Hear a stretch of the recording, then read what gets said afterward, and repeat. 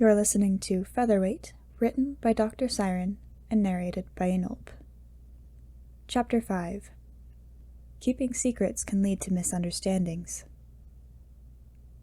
Mumbo skipped on over to Grian's base, ready to finish the mayorbot they had started the day before. I hope that he's feeling better, he thought to himself as he made his way up the stairs of the mansion. In each hand he was holding a cookie and a napkin.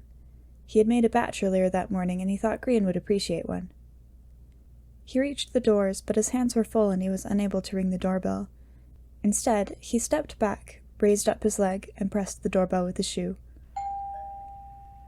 The bell echoed through the empty mansion. Mumbo didn't have to wait nearly as long this time.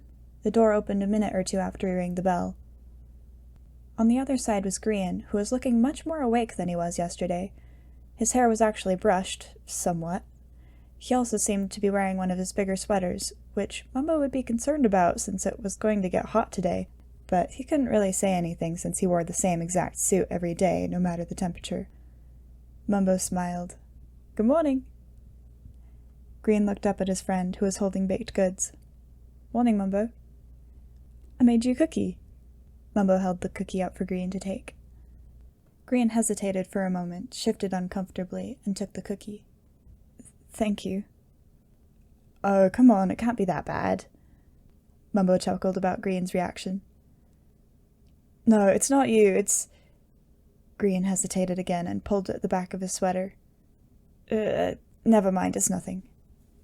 Mumbo took a bite of his own cookie, which wasn't bad at all. Why did Grian react like that? And gave G a suspicious look. "Are you sure?" Grian gave him a nod, but Mumbo kept giving him this look. G looked away, but Mumbo didn't. After a few very uncomfortable moments, Mumbo finally spoke. "All right." He relaxed his posture and stopped giving Grian the look. "Great, okay, let's get going. We've got a lot of work to do if we want to become mayor." Grian put the cookie away. He didn't even try it, and started to walk away from the mansion. Mumbo turned and put a hand on Grian's shoulder, causing the shorter hermit to freeze in his tracks. "Hey." Grian slowly turned around to face his taller companion. "If you ever need to talk about stuff, or if something's bothering you, even if it's like an annoying bird or whatever, I'm always here." Mumbo gave his buddy a reassuring smile.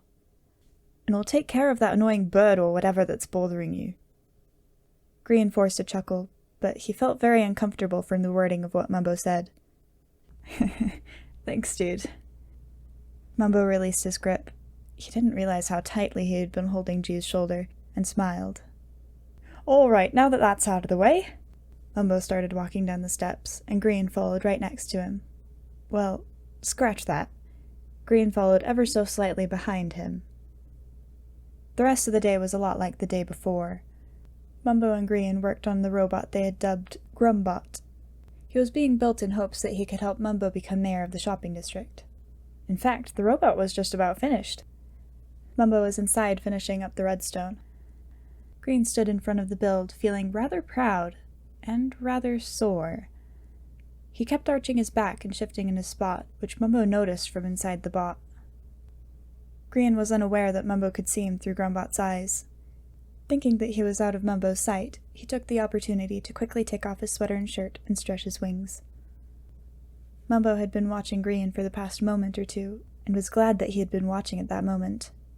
On Grian's back were a pair of medium-sized, shimmery purple wings. They were quite lovely, but he also noticed that his friend was covered in long scars. Mumbo stepped back in surprise and accidentally dropped his wrench. It made a loud clang on the inside of Grumbot's head, causing Grian to quickly throw back on his shirt and sweater in a panic. Mumbo picked up the wrench and looked around Grumbot for a moment before deciding that it was complete. The redstone-dusted man stepped out of the robot's head and closed up the hole. He hopped on down from Grumbot's shoulder and landed a few feet away from Grian. Mumbo had taken off his suit jacket and tie, and he had his sleeves rolled up. His dress shirt was stained with a sparkly red dust, and it was even in his hair. He tried his best not to give Grian a suspicious look. If Grian wanted to share his secret, he would do so, but he hadn't yet, so Mumbo stayed silent for now about it. Grian couldn't help but feel like Mumbo knew. There was this look in his eyes that sent chills down G's spine. His heart was beating fast, and he was breathing erratically. The sweater suddenly felt so hot, and it became even more uncomfortable as his wings kept trying to push against it. Mumbo knows. Oh my gosh, he definitely knows. He knows, and I'm gonna have to talk about it. Oh my gosh. Grian's thoughts were stopped as Mumbo stepped forward and ran a dusty hand through his dusty hair. I finished Grumbot, Mumbo smiled, and his eyes sparkled in the setting sun like redstone dust. Grian let out a sigh of relief. It didn't seem like he saw. That's good. Great, Grian smiled in return. Should we test him out? Mumbo nodded and walked on over to Grumbot's command center. The tall Englishman pulled out a diamond and a piece of paper. On the paper he wrote, Hello, Grumbot. Welcome to the world. He inserted the paper into a slot and dropped the payment into the diamond deposit. Mumbo pressed 4 buttons, one after the other. He stepped back to see if his wiring was working. After a moment, a tone played from inside Grumbot, and the robot's expression changed. It looked like he was smiling. A paper printed out of a slot in his command center, which Grian stepped over to get. Now that Mumbo could see the back of his friend, and now that he knew what he was hiding, it was obvious that the wings were the source of Grian's discomfort and pain. Grian took the paper and read it out loud to his partner. Grumbot says, Hello, thank you for bringing me into the world. I'm at your eternal service, as long as that service will help Mumbo become mayor.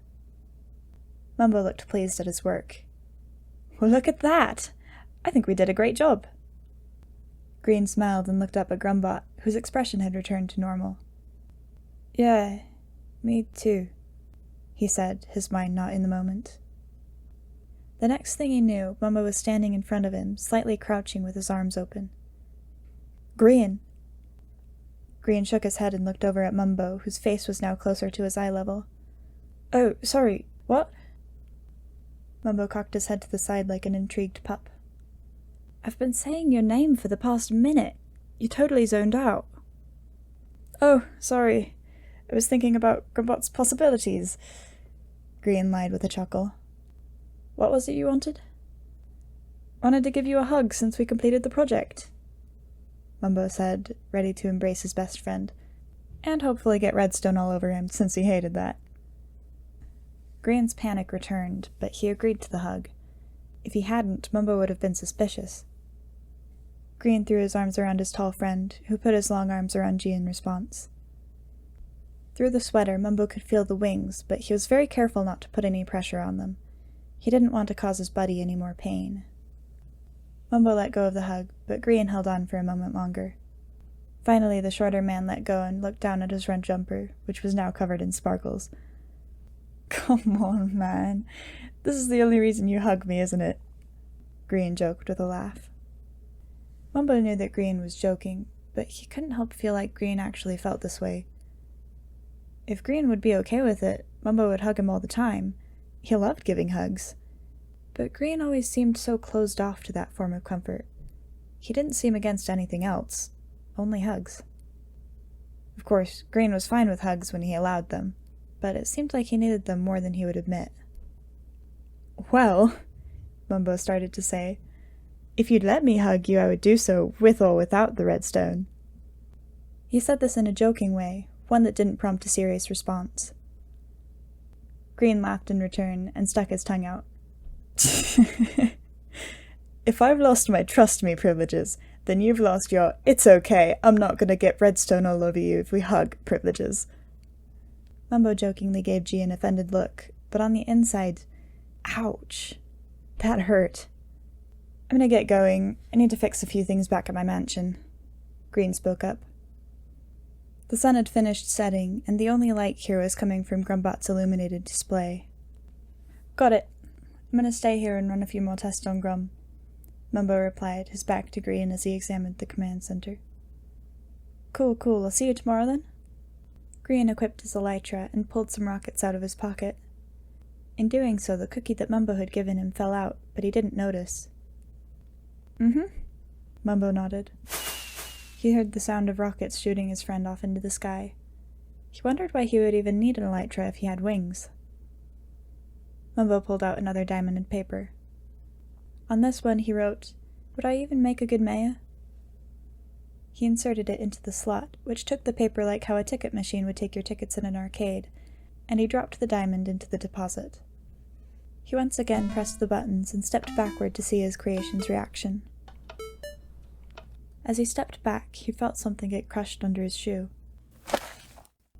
He looked down to see the cookie he had given to Grian, crushed to pieces. Mumbo squatted down and sadly looked at the now broken gift.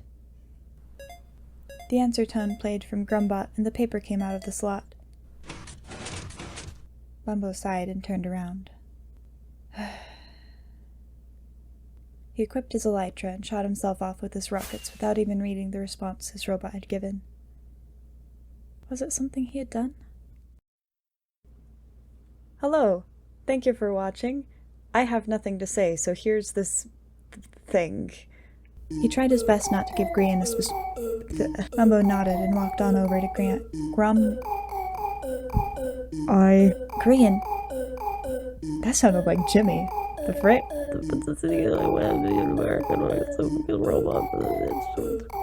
Mumbo. Freak.